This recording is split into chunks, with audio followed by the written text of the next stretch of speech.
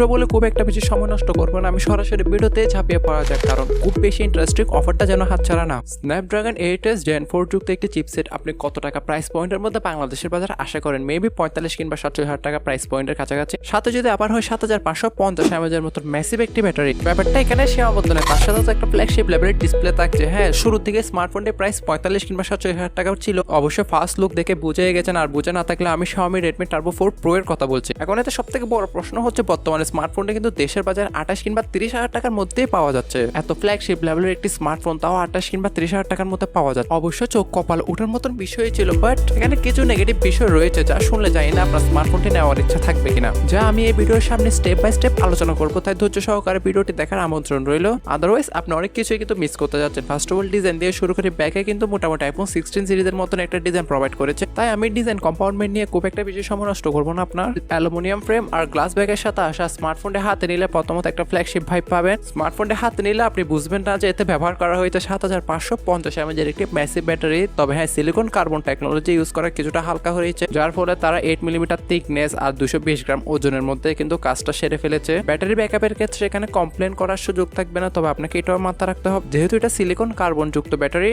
Lithium battery থেকে কিছুটা কম backup দেয়। ব্যাপারটা যদি ইন ডিটেলসে বুঝতে চান, একটা 5000 লিথিয়াম পলিমার ব্যাটারি আর একটা 5000 সিলিকন কার্বন ব্যাটারিকে যদি একসাথে ইউজ করেন তাহলে অবশ্যই কার্বন ব্যাটারিটাই আগে শেষ হবে। যাই হোক, বিষয় সেটা না, যেটিকে আপনি প্রোডাকশন করার জন্য IP68 এবং 69 এর কিন্তু রেটিং দেখতে পাবেন। তবে আপনি এখন ডিসপ্লের ক্ষেত্রে কি বলবেন? হ্যাঁ, এখানে প্রশংসা না করে আমি পারছি না, ফোনটা আমরা দেখতে পারবো 6.83 ইঞ্চি মাপের 1.5K রেজুলেশনের অ্যামোলেড ডিসপ্লে, যেটা আপনার 68 বিলিয়নের কালার সাপোর্ট করে, তার সাথে 120 হার্টজের মতো ফাস্ট রিফ্রেশ রেটও তো রয়েছে। দেন এক্সট্রা ফিচার নিয়ে কথা বললে এখানে Dolby vision, HDR10+ certification, HDR Vivid এবং 3200 নিটসের peak brightness, all over true flagship লেভেলের একটি ডিসপ্লে তারা ইউজ করেছে। চিন এবং বেজেল একদমই সিমেট্রিক্যাল রেখেছে, যেখানে কন্টেন্ট ওয়াচিং থেকে শুরু করে মাল্টিমিডিয়া গেমিং হবে উড়াদুরা। হ্যাঁ, গেমিং এর কথা উঠলো যেহেতু পারফরমেন্স নিয়ে কথা বলা যাক। স্ন্যাপড্রাগন 8s Gen 4, জানি না পরিচয় দিতে হবে নাকি 4nm বেস্ট অক্টা-কোর একটি প্রসেসর। এক কথায় আমি এটা বলতে চাই, এই বাজেটে ওয়ান অফ দ্য বেস্ট পাওয়ার কিলার হতে যাচ্ছে এটা। মানে 30,000 টাকা প্রাইস পয়েন্টের মধ্যে এরকম একটা চিপসেট যুক্ত স্মার্টফোন চিন্তা করলে গায়ে লোম দাঁড়িয়ে যায়, কারণ 28 কিংবা 30,000 টাকা প্রাইস পয়েন্টের মধ্যে স্ন্যাপড্রাগন 8s Gen 4 এর মতন প্রসেসর পাওয়া সত্যি বলতে শোনায় সোহাগা। তবে হ্যাঁ, এটা বর্তমান প্রেক্ষাপটে বলছি আমি। তবে এখানে একটা নেগেটিভ পয়েন্টও রয়েছে, কারণ চিপসেটটা খুব বেশি হিট কিংবা গরম হয়ে যায় বলতে পারেন, যেহেতু এতে কোনো পাওয়ার সেভিং করে দেওয়া হয় নাই। পাবজির মতন গেম 120 FPS আপনি আরামসে প্লে করতে পারবেন। এক কথায় অল ওভার গেমিং এর ক্ষেত্রে যতগুলো হাই এন্ড গেম রয়েছে সবই কিন্তু আপনি স্মুথলি প্লে করতে পারবেন, এটা নিয়ে চিন্তা করতে হবে না। তবে হিটিং ইস্যুটা মাথায় রাখতে হবে আপনাকে। এখন এটা সমস্যার সমাধান আপনাকে হয়তো বা কোনো ঠান্ডা রুমে প্লে করতে হবে, আদারওয়াইজ কোনো গেমিং কুলার নিতে হবে। র্যাম ম্যানেজমেন্টের ক্ষেত্রে ভালোই লাগলো, যেহেতু বেস ভেরিয়েন্টে 12 256 GB দিয়ে শুরু হচ্ছে,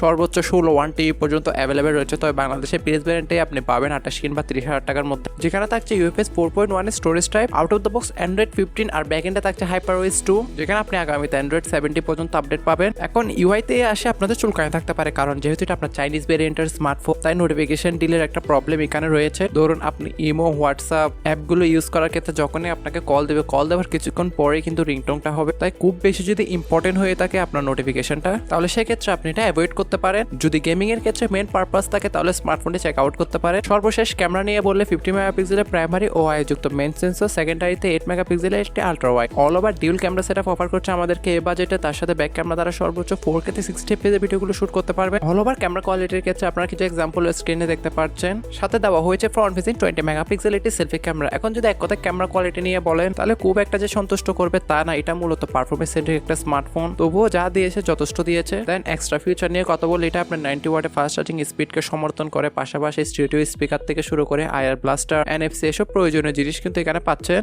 এখন না নেওয়ার বিষয়টা আমি আপনাকে বলে দিচ্ছি। বর্তমানে এই স্মার্টফোনটা নিয়ে কিছুটা গুঞ্জন রয়েছে যে দোকানদাররা আপনার ইউজড স্মার্টফোনগুলোকে আবার প্যাক করে সেল করে দিচ্ছে, যেগুলো আপনার চায়নাতে 15-20 দিনের মতন ইউজ হয়েছে। তাই স্মার্টফোনটি নেওয়ার সময় কিছুটা সতর্কতা অবলম্বন করতে হবে আপনাকে। সব থেকে বেস্ট হবে যে স্মার্টফোনটি যখনই পারচেস করতে যাবেন, এই স্মার্টফোনটি কখন আপনার ওপেন হয়েছে সেটা একটু চেক করে নেবেন, আর বক্স থেকে শুরু করে যতগুলো বক্স কন্টেন্ট রয়েছে আদারওয়াইজ স্মার্টফোনটিকেও কিন্তু ভালোভাবে চেক করে নেবেন। এখন অল ওভার 28 কিংবা 30,000 টাকা প্রাইস পয়েন্টের মধ্যে এই স্মার্টফোনটা আপনার কেমন লেগেছে আমাকে কমেন্টে জানাতে ভুলবেন না। তবে স্বাধীন দেশের আপনারও স্বাধীন নাগরিক, বাকিটা আপনাদের উপর।